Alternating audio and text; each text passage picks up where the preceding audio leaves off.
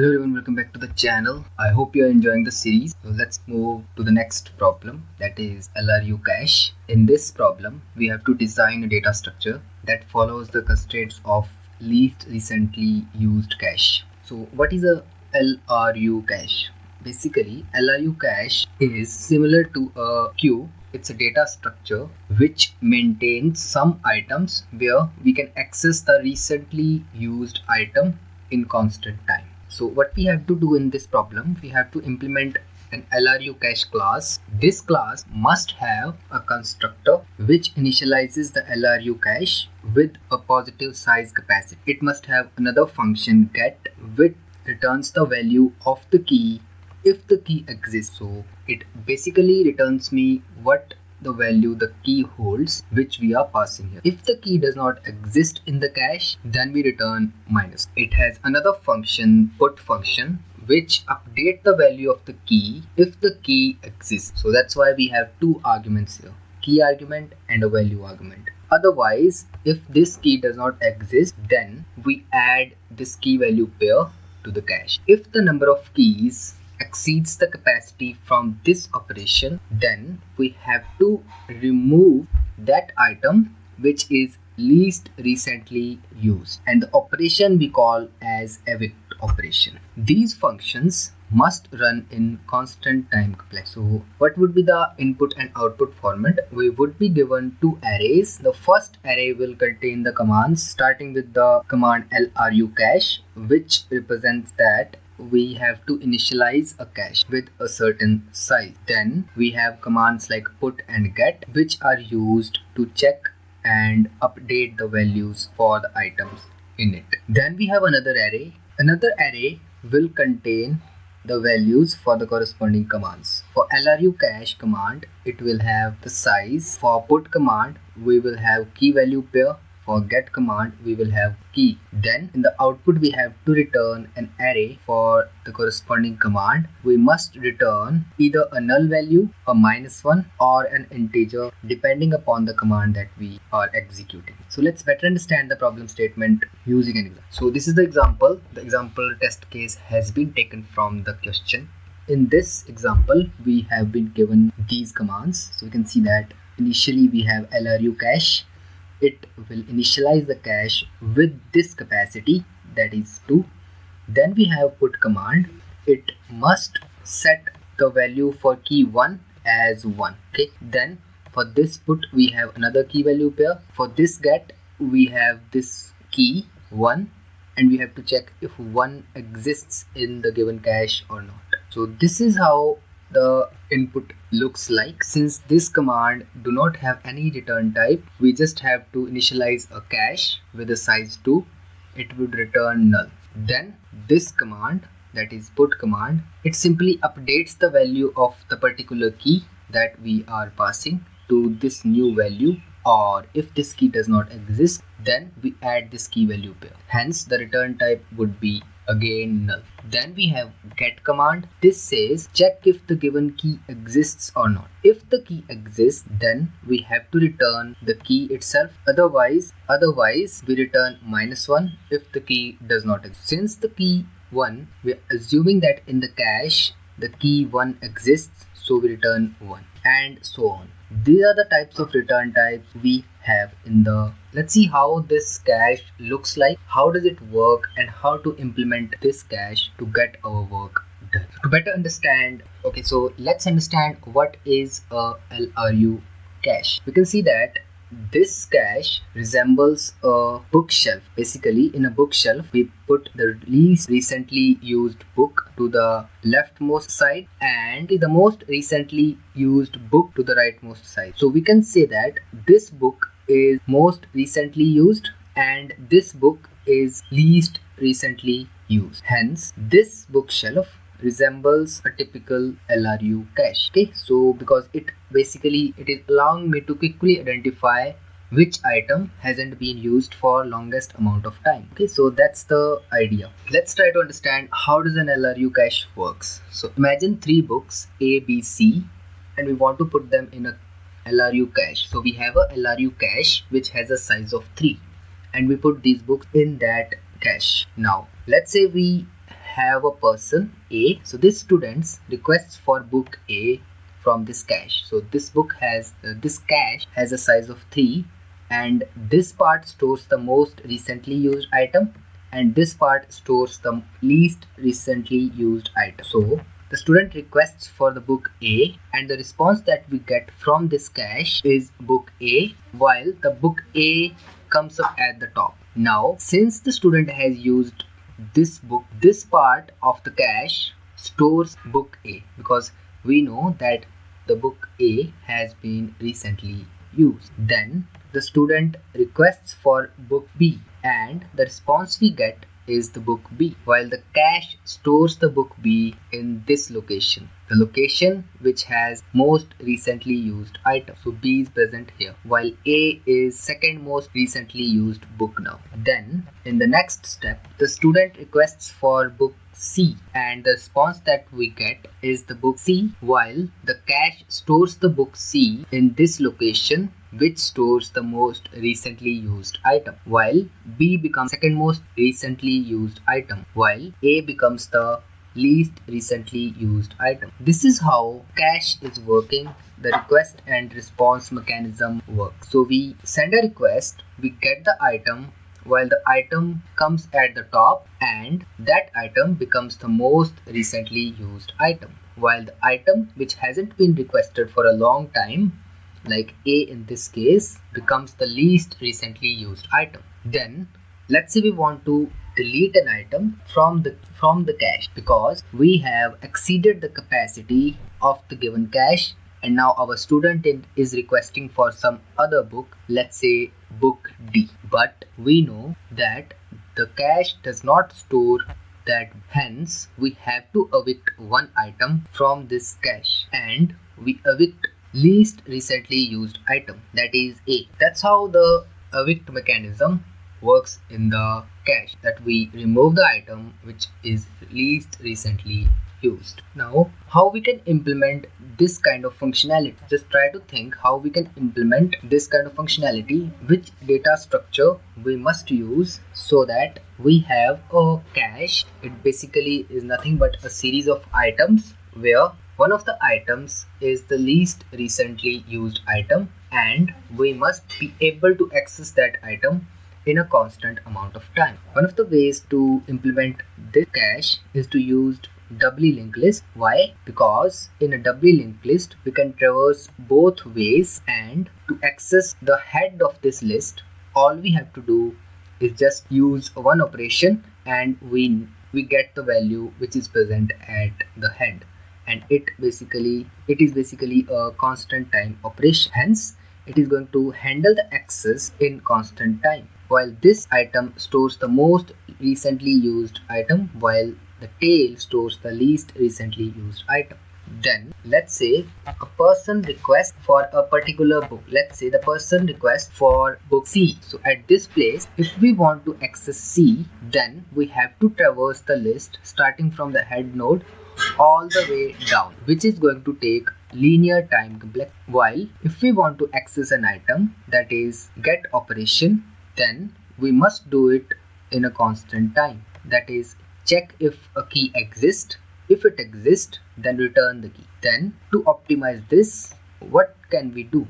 We must be able to access any item in the linked list in a constant amount of time. So the most obvious solution to this kind of problem is to maintain a set of pointers, or a hash map we say. So we basically maintain a hash map to solve the problem of instant access. What we do here is to store the addresses of these nodes in a hash map, such that, for instance, I want to access C. All we have to do is to just check if that item is present in this hash map or not. If it present, then the address of that item must be stored as a value. So in a hash map we have key value pair. The key would be the key which is present in the node, while the value would be the address of the node in the linked list, so that we can access that node instantly in constant amount of time. That's how we solve the problem of accessing an item in a given cache. So at this point, we understand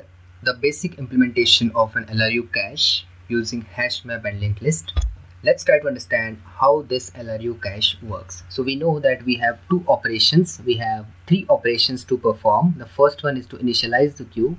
To do that, all we have to do is to declare the size of this linked list. The second operation is get operation, where we check if a particular key exists in the cache or not. Let's try to understand the working of this LRU cache. So we can see that the get operation checks if a particular key exists in the cache or not. If it exists, then it returns that key value. It returns the key. If it does not exist, then it returns minus. Then we have another function, that is put function, which checks if a particular key value pair exists or not. If it exists, then it returns. Then we have a put operation, which is used to update the value of a particular key. So it checks if a particular key exists. If it exists, then it updates the value for that particular key. Let's see how these functionalities are working in this cache. So let's think about the put operation. We want to find if B exists or not. So we check in the hash map and we see, okay, B is here.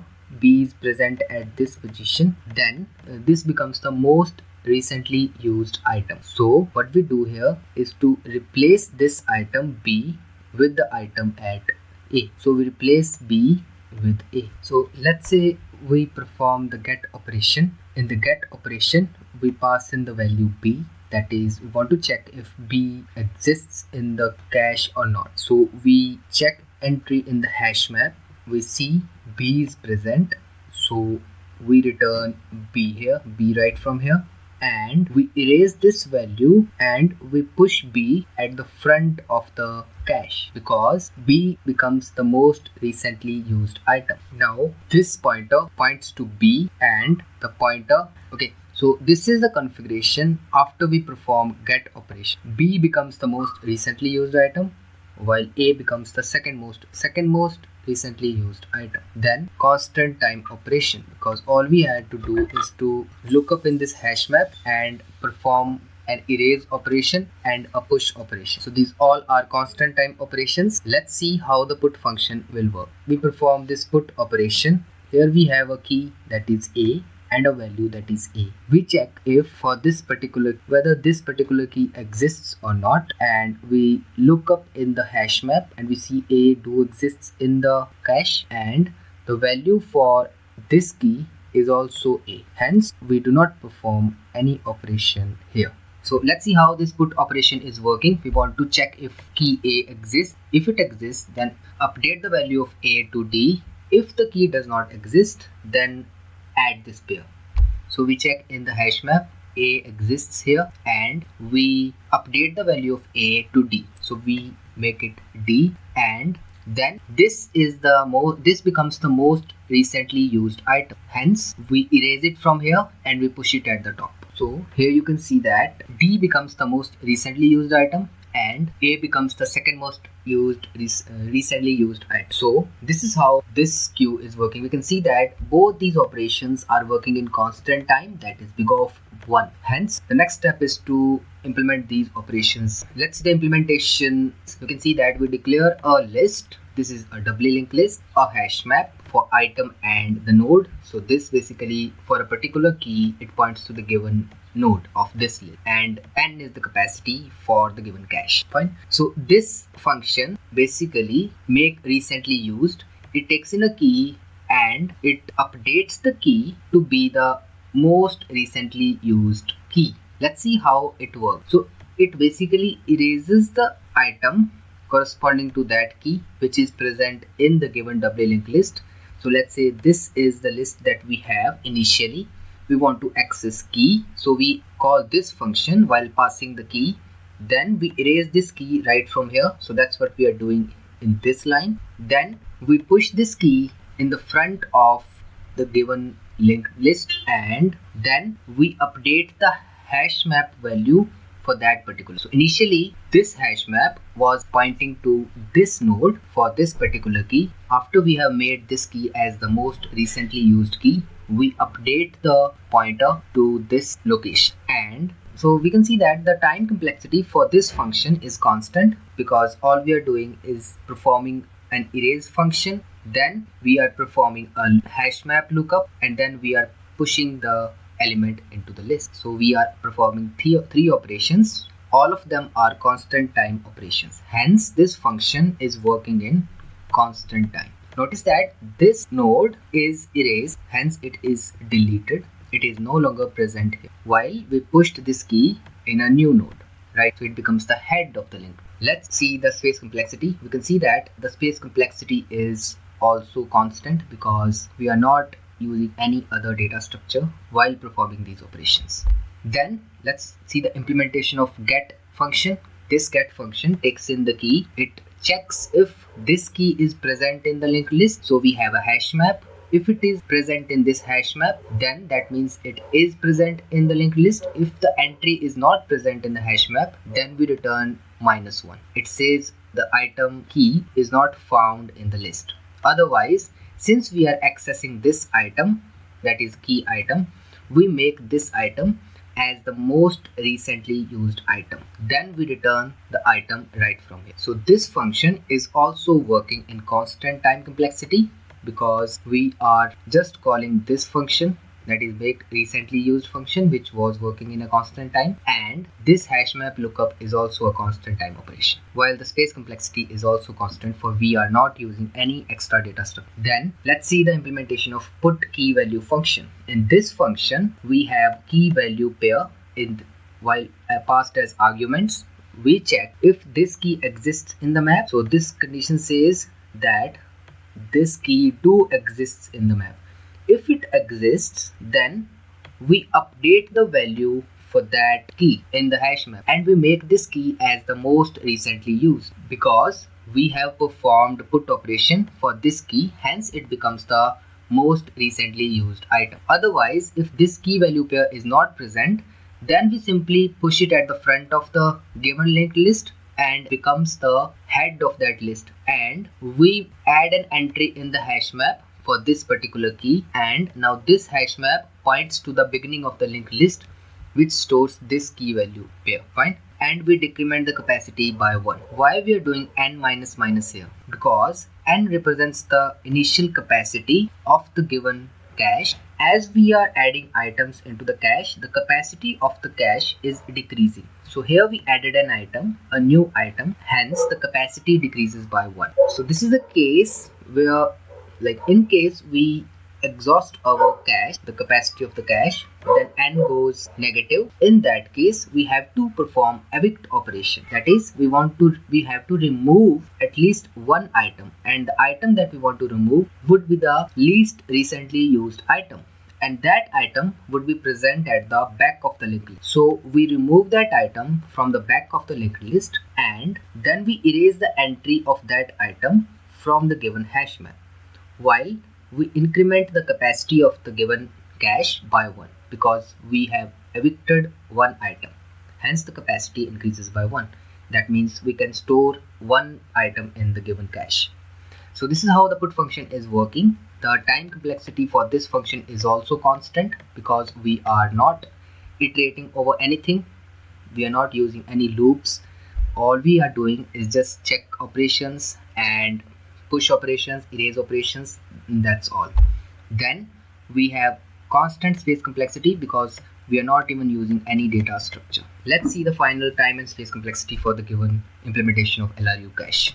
The time complexity for the given functions is constant, while the space complexity for the given cache is linear because we are using a hash map. So let's declare the capacity of the cache as n. Then let's declare a queue, which is DLL, representing the doubly linked list. This will store the actual items. Then we declare a hash map, which will help us for the constant lookup of items in the given queue. Then I will implement a function, which is make recently used function, which I explained in the slides. It is used for making an item as the most recently used item. Then we implement get function. In this get function, we simply check if the key exists. If it doesn't exist, we return -1 right from here. Otherwise, we make this item as the recently used item and we return the item. Then I implement my put function, where I check if the given key value pair exists. If this key is present in the given map, then we have to update the value for this map and make this key as the recently used key. Otherwise, we need to add this key value pair in our given linked list and hence in our map. So it really becomes the recently used item because we are pushing it at the top of the. Then we are handling the condition while the capacity has been exceeded.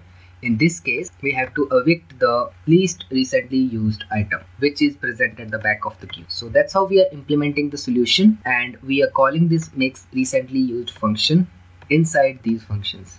So that's why I have made it as a private function. Let's see the implementation in other languages. Okay, so this is the implementation in Java, while this is the implementation in Python. So that's all for this video. If you like the video, then do like it and make sure to spread the word. I will see you in the next video.